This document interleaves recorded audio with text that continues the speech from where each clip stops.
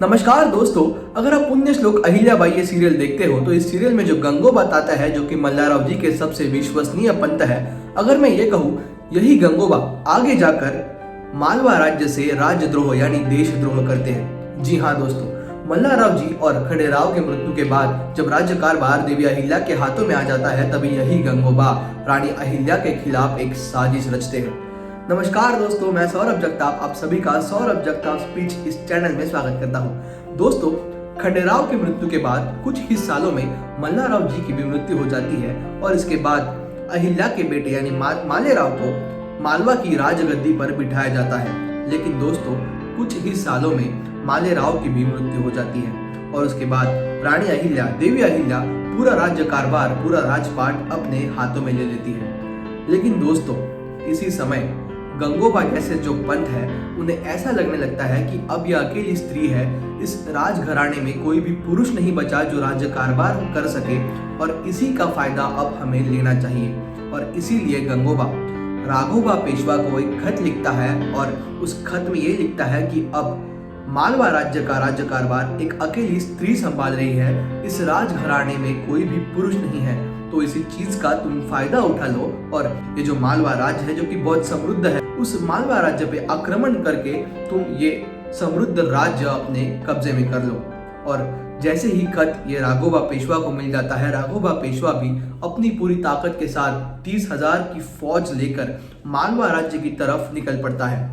अब दोस्तों, ऐसे वक्त एक अकेली स्त्री क्या करेगी? कोई भी साधारण स्त्री तो बस यही सोच कर डर जाएगी कि मैं तो अकेली हूँ, मेरे राजघराने में कोई भी पुरुष नहीं है, तो मैं अकेली इतने बड़े फौज का सामना कैसे करूंगी। और इसी बात से डर कर कोई भी साधारण स्त्री अपने घुटने टेक देती और अपने प्राण बचाने के लिए अपना ये राज्य शत्रु के हाथों में सौंप देती। लेकिन दोस्तों, मल्लाराव जी और छत्रपति शिवाजी महाराज को अपना गुरु मानने वाली रानी अहिल्या दुश्मन के सामने घुटने टेक दे, ये मुमकिन नहीं था। लेकिन दोस्तों, रानी अहिल्या सिर्फ वीर योद्धा ही नहीं थी, लेकिन उन्हें ये पता था कि राज्य कारभार चलाने के लिए सिर्फ वीरता दिखाना काफ़ी नहीं है। देवी अहिल्या ने दुनिया की ऐसी पहली फौज बनाई थी जिसमें सिर्फ महिलाएं थी। जी हाँ दोस्तों, रानी अहिल्या ने 5,000 महिलाओं की दुनिया की सबसे पहली फौज बनाई थी। जब राघोबा पेशवा अपनी 30,000 की फौज लेकर मालवा राज्य के सीमा पर आ खड़े हुए, तब रानी अहिल्या जी ने राघोबा पेशवा को एक खत भेजा और वो खत पढ़ने के बाद राघोबा पेशवा अपनी उस 30,000 की फौज को लेकर फिर से चले गए। दोस्तों, क्या लिखा होगा उस खत में? दोस्तों, रानी अहिल्या एक वीर योद्धा तो थी, लेकिन साथ ही साथ वो एक बुद्धिमान राज्यकर्ता भी थी। जैसे ही उन्हें ये बात पता चली कि राघोबा पेशवा 30,000 की फौज के साथ मालवा राज्य के सीमा पर आ चुके हैं, वैसे ही देवी अहिल्या ने उनको एक खत लिखा और उस खत में राघोबा पेशवा से कहा, आप 30,000 की फौज लेकर मेरे राज्य पर आक्रमण करने के लिए आए हो, मुझे कोई फर्क नहीं पड़ता। मैं ये बिल्कुल नहीं करूंगी कि आपके सामने घुटने टेक कर आपको मेरा राज्य सौंप दूंगी। नहीं, मैं हाथ में तलवार लेकर आपका सामना करूंगी।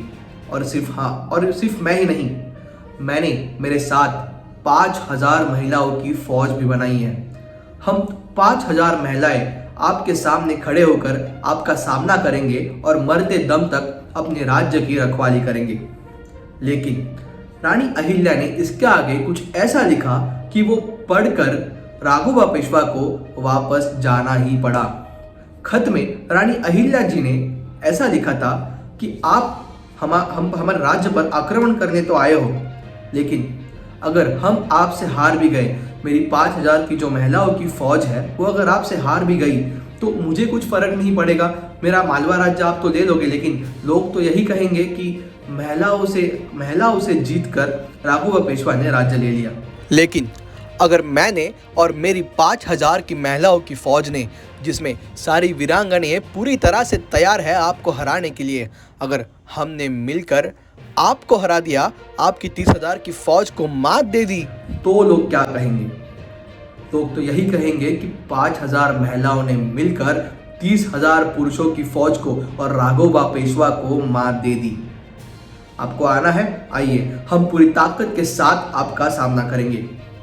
अब ये खत पढ़ते ही राघवा पेशवा सोच में पड़ गए।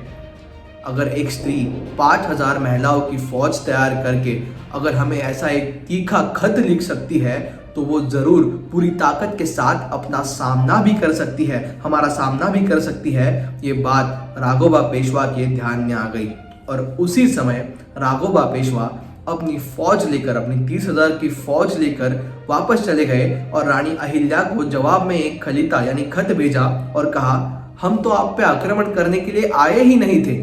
आप भी मराठा हो, हम भी मराठा है, हम तो एक ही है। हम आप पे आक्रमण करना ही नहीं चाहते थे। हम तो 30,000 की फौज लेकर बस यूं ही आए थे दूसरे राज्य की तरफ देखने के लिए। और इसी तरह रानी अहिल्या जी ने बिना तलवार उठाए, सिर्फ दिमाग से और अपनी बुद्धि चातुर्य से इस मुहिम को, इस लड़ाई को जीत लिया। दोस्तों, वीडियो पसंद आया हो तो प्लीज़ लाइक कीजिए और ऐसे ही इंटरेस्टिंग फैक्ट्स और सत्य कथाओं के लिए चैनल को सब्सक्राइब करना मत भूलिए। धन्यवाद।